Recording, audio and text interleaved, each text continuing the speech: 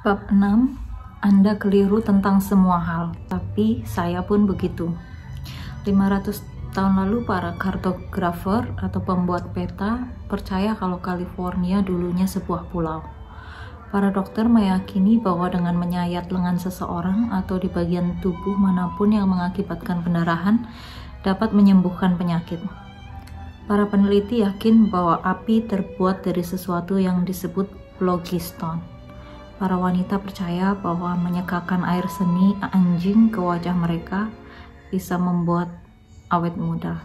Para astronom yakin bahwa matahari berevolusi mengelilingi bumi. Ketika saya masih seorang bocah, saya pikir mediocre adalah sejenis sayuran yang tidak saya sukai. Saya juga berpikir bahwa abang saya telah menemukan sebuah jalan rahasia di rumah nenek saya karena dia bisa keluar dari rumah tanpa harus meninggalkan kamar mandi. Spoiler alert, di situ ada sebuah jendela. Saya juga berpikir bahwa ketika teman saya dan keluarganya mengunjungi Washington DC, mereka entah bagaimana caranya bisa kembali ke masa lalu ketika dinosaurus hidup, karena DC artinya zaman dahulu kala. Saat remaja, saya mengatakan kepada semua orang bahwa saya tidak memperdulikan apapun, padahal kebenarannya saya terlalu peduli. Orang lain mengatur hidup saya tanpa pernah saya ketahui. Saya pikir kebahagiaan adalah sebuah takdir dan bukan suatu pilihan. Saya kira cinta terjadi begitu saja, bukan karena sesuatu yang diperjuangkan.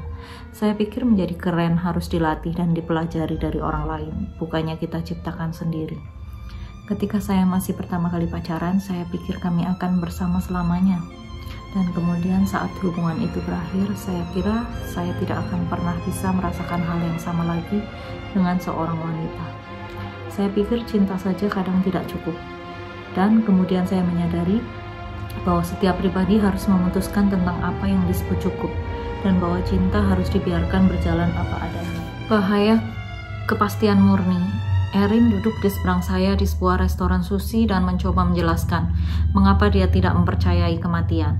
Sudah hampir 3 jam dan dia sendiri sudah menghabiskan persis 4 gulungan timun dan meminum sebotol penuh sake. Sebenarnya dia hampir menghabiskan botol kedua sekarang. Pukul 4 di Selasa sore. Saya tidak mengajaknya bertemu di tempat itu. Dia menghubungi saya melalui internet dan terbang menemui saya.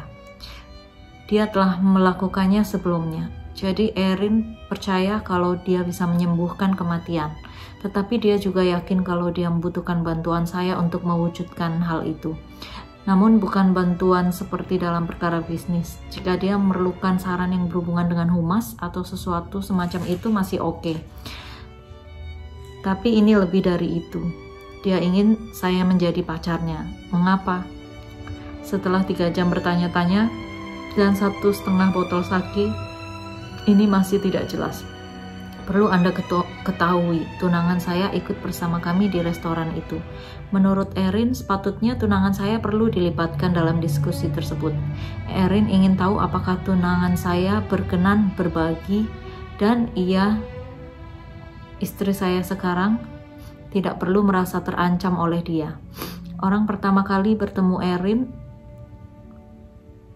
di seminar self-help pada 2008. Orangnya terlihat cukup baik, sedikit woo-woo, istilah slang Amerika untuk mereka yang menerima dan mengikuti kepercayaan supranatural, paranormal, fenomena pseudo-saints, dan semacamnya. Penyuka hal-hal berbau New Age. Namun dia dulunya adalah seorang pengacara dan kuliah di salah satu Ivy League, kelompok universitas ternama di bagian timur laut Amerika Serikat. Dan jelas pandai sekali, dan dia tertawa pada lelucon saya, dan menurutnya saya lucu. Jadi tentu saja Anda tahu saya tidur dengannya. 1 bulan kemudian dia mengajak saya untuk pindah ke luar kota dan tinggal dengannya. Ini mengejutkan saya dan menjadi sebuah peringatan, sehingga kemudian saya mencoba putus darinya. Dia menanggapi dengan mengatakan kalau dia akan bunuh diri jika saya menolaknya. Baiklah, kini jadi 2 peringatan. Saya segera memblokir dia, baik dari surel maupun semua alat komunikasi saya. Ini rupanya memperlambat dia, namun tidak menghentikannya. Beberapa tahun sebelumnya saya bertemu kembali dengannya. Erin mengalami kecelakaan mobil dan hampir meninggal. Sesungguhnya dia sempat meninggal secara medis beberapa saat. Semua aktivitas otak terhenti, tapi entah bagaimana secara ajaib dia hidup kembali. Ketika dia kembali, dia mengklaim bahwa semua telah berubah. Dia menjadi orang yang sangat spiritual, tertarik pada energi penyembuhan, malaikat-malaikat, alam semesta, dan kartu tarot. Dia juga percaya kalau dia telah menjadi seorang tabib dan peramal yang bisa melihat masa depan. Entah karena alasan apa, setelah bertemu dengan saya, dia memutuskan kalau dia dan saya ditakdirkan untuk menyelamatkan dunia bersama-sama, untuk menyembuhkan kematian, tegasnya. Setelah saya memblokirnya, dia mulai membuat alamat surel baru. Kadang dia mengilimi saya puluhan surel penuh amarah dalam satu hari. Dia membuat akun Facebook dan Twitter palsu yang digunakan untuk melecehkan saya. Demikian juga orang-orang yang dekat dengan saya. Dia menciptakan sebuah situs web yang hampir sama dengan milik saya dan menulis puluhan artikel yang mengklaim bahwa saya adalah mantan kekasihnya dan bahwa saya telah berbohong kepadanya dan selingkuh. Bahwa saya telah berjanji untuk menikahinya, bahwa dia dan saya ditakdirkan untuk bersama. Ketika saya menghubunginya agar menutup situs tersebut, dia mengatakan kalau dia akan melakukannya asalkan saya terbang ke California untuk bersamanya. Ide untuk berkompromi datang dari pihaknya. Setelah semua hal terjadi, kesimpulan tidak berubah. Saya ditakdirkan untuk bersamanya. Bahwa Tuhan telah menakdirkan ini, bahwa dia benar-benar terbangun di tengah malam setelah mendengar suara malaikat yang menitahkan agar kami menjalin hubungan istimewa demi mengarungi era baru kedamaian abadi di muka bumi. Hingga saya duduk bersamanya di restoran sushi itu, sudah masuk ribuan surat ke inbox saya. Entah saya tanggapi atau tidak, entah saya balas dengan sopan atau emosional, tidak ada yang berubah. Pikirannya tidak pernah berubah, keyakinannya tidak pernah goyah. Ini sudah berjalan selama 7 tahun. Dan masih terus. Dengan demikianlah di restoran sushi kecil itu, kami bersama Erin yang sedang menenggak sake dan membual berjam-jam tentang bagaimana dia menyembuhkan batu ginjal kucingnya dengan menyalurkan energi. Hingga saya pun berpikir, Erin adalah pecandu self-improvement. Dia menghabiskan $10.000 untuk beli buku dan mengikuti seminar serta kursus. Dan bagian paling gila dari semua ini adalah bahwa Erin menerapkan mentah-mentah semua ilmu yang dipelajarinya. Dia memiliki mimpinya sendiri, dia gigih memperjuangkannya, dan memvisualisasikan, menerjemahkannya dalam aksi nyata. Dan meskipun dia mendapatkan penolakan dan kegagalan, dia akan bangkit lagi mencobanya. Dia tidak kenal lelah untuk bersikap positif. Dia mempunyai pandangan yang cukup tinggi terhadap dirinya. Maksud saya, dia mengklaim dapat menghidupkan kucing yang mati, seperti halnya Yesus membangkitkan Lazarus dari kematian. Alamak, yang benar aja. Namun semua nilainya benar-benar payah dan tidak ada satupun yang berguna. Faktanya segala hal baik yang dilakukannya tidak membuatnya baik. Ada sebuah kepastian dalam dirinya yang tak mampu ia tanggalkan. Dia bahkan telah berulang kali mengaku kepada saya bahwa dia tahu kegemarannya ini jelas-jelas tidak rasional dan tidak sehat. Namun karena alasan tertentu hal tersebut tampak benar baginya. Pertengahan 1990-an, seorang psikologi Roy Baumeister mulai meneliti tentang konsep kejahatan. Pada dasarnya dia mengamati orang-orang yang melakukan hal yang jahat dan mengapa mereka melakukan hal itu. Asumsi yang ada ketika itu adalah bahwa orang-orang melakukan hal yang buruk karena mereka merasa dirinya buruk. Artinya mereka memandang rendah diri mereka. Salah satu temuan Baumeister yang mengejutkan adalah bahwa asumsi tersebut seringkali keliru. Dalam kenyataan yang biasa terjadi justru sebaliknya. Beberapa kriminal kelas kakap punya kepercayaan diri yang cukup baik.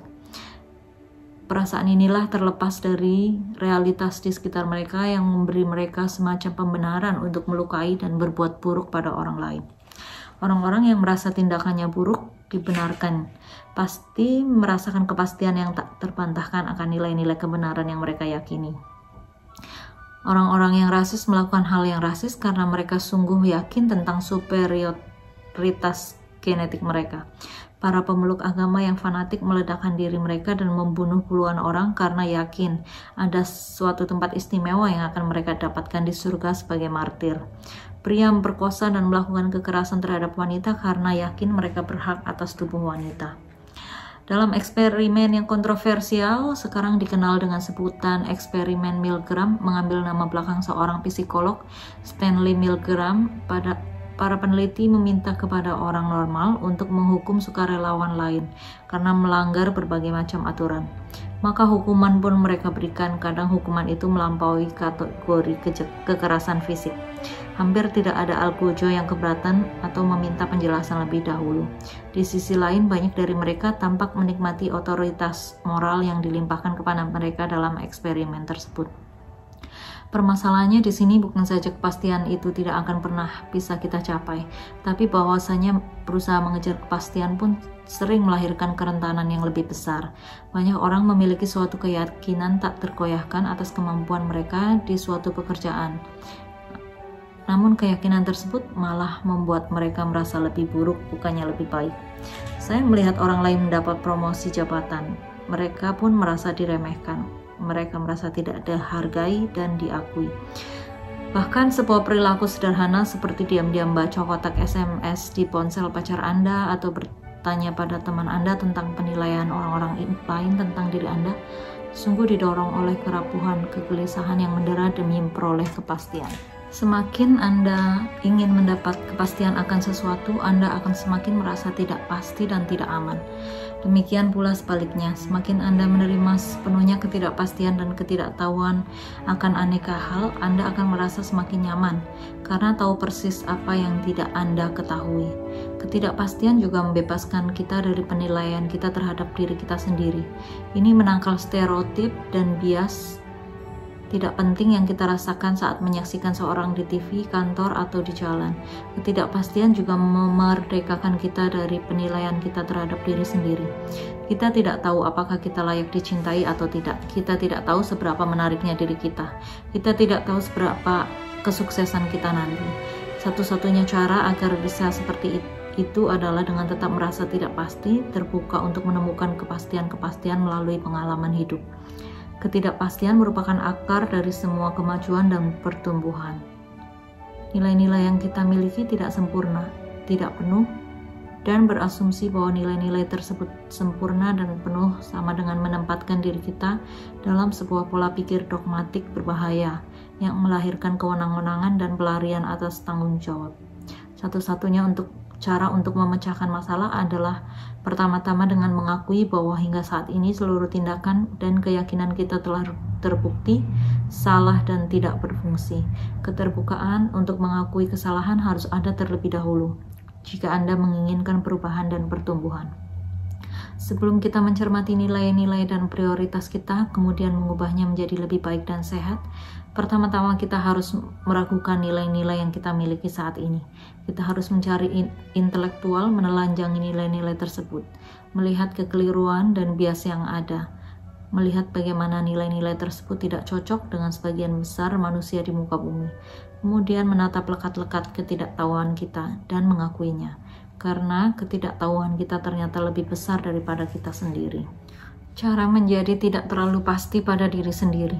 Menanyai diri sendiri dan meragukan pikiran dan keyakinan kita sendiri merupakan salah satu keahlian yang paling sulit untuk dikembangkan. Namun ini bisa dilakukan. Berikut ini beberapa pertanyaan yang akan membantu Anda untuk mengembangkan sedikit kepastian dalam hidup Anda. Pertanyaan 1. Bagaimana jika saya salah? Seorang teman saya baru saja bertunangan. Laki-laki yang meminangnya cukup meyakinkan. Dia tidak minum minuman keras, dia tidak memukulnya dan memperlakukannya dengan kasar. Dia ramah dan punya pekerjaan yang mapan. Namun sejak pertunangan abang teman saya itu tiada henti menasehatinya tentang ketidakdewasaan pilihan hidupnya, memperingatkan dia bahwa dia akan melukai diri sendiri jika hidup bersama dengan pria ini, bahwa dia akan membuat suatu kesalahan ketika dia ceroboh. Dan setiap kali teman saya bertanya kepada abangnya, masalahmu apa sih? Emangnya kamu terganggu? Dia berlagak seolah-olah tidak ada masalah, bahwa tidak ada hal yang mengganggunya soal pertunangan, bahwa dia hanya berusaha menolong dan menjaga adik perempuannya. Namun jelas ada yang mengganggunya. Mungkin ini adalah bentuk ketidaknyamanannya sendiri tentang pernikahan. Mungkin ini adalah rivalitas antara saudara kandung semata. Mungkin ini adalah kecemburuan. Barangkali dia hanya tenggelam dalam perasaan menjadi korban, bahwa dia tidak tahu bagaimana cara untuk menunjukkan kebahagiaan kepada orang lain tanpa pertama-tama membuat orang itu merasa hidupnya menderita. Terdapat aturan umum bahwa kita semua adalah pengamat yang paling buruk di dunia, khususnya jika dimintai atau mengamati diri sendiri. Saat kita marah, cemburu, kecewa, kadang kita justru menjadi orang terakhir yang mengetahuinya. Dan satu-satunya cara untuk menemukan hal ini adalah dengan melubangi baju siarah keyakinan kita sendiri, yaitu terus-menerus bertanya apa yang mungkin terjadi menjadi kekeliruan kita. Apakah saya pencemburu? Dan jika demikian, mengapa? Apakah saya marah? Tidakkah dia benar? Saya hanya melindungi ego saya sendiri. Pertanyaan seperti itu perlu menjadi satu kebiasaan mental. Dalam banyak kesempatan, tindakan sederhana seperti melontarkan pertanyaan-pertanyaan semacam itu membangkitkan kerendahan hati dan kasih sayang yang diperlukan untuk menyelesaikan banyak permasalahan kita. Namun penting dicatat, hanya karena Anda berkata kepada diri sendiri apakah Anda memiliki pemahaman yang keliru, tidak serta-merta menjadikan Anda sungguh memiliki pemahaman keliru tersebut. Jika suami Anda menghajar Anda hanya karena daging panggang yang kosong dan Anda bertanya kepada diri Anda, apakah Anda keliru mempercayai bahwa dia sedang perlakukan Anda dengan tidak benar? Tidak mungkin, tidak bisa dipungkiri kadang Anda benar. Tujuannya hanya untuk melayangkan pertanyaan, menertawakan pikiran kita pada saat itu, bukan untuk membenci diri sendiri. Penting untuk diingat bahwa demi sesuatu perubahan dalam hidup Anda harus pernah keliru akan sesuatu. Jika Anda duduk di sana merasa sedih hari demi hari, itu berarti Anda sudah keliru tentang sesuatu yang besar dalam kehidupan Anda. Dan jika Anda belum mampu menemukan kekeliruan tersebut dengan terus bertanya kepada diri Anda, maka Anda tidak akan berubah. Pertanyaan kedua, apa artinya jika saya keliru? Banyak orang mampu bertanya pada diri sendiri mengapa mereka keliru, namun hanya sedikit yang mampu melangkah lebih jauh dan mengetahui dengan benar apa artinya jika mereka keliru. Penyebabnya adalah rasa sakit yang ada di balik kekeliruan kita tersebut. Langkah ini bukan saja mempertanyakan nilai-nilai kita, namun juga memaksakan untuk mempertimbangkan apa jadinya dan seperti apa rasanya memiliki sebuah nilai yang bertentangan dan berbeda itu. Aristoteles menulis tanda dari seorang yang terpelajar ada pada kemampuannya untuk menertawakan sesuatu pemikiran tanpa harus menerimanya. Mampu melihat dan mengevaluasi nilai-nilai yang berbeda tanpa perlu menerapkannya mungkin adalah keahlian utama yang dituntut untuk mengubah hidup seseorang dengan cara yang sangat berarti.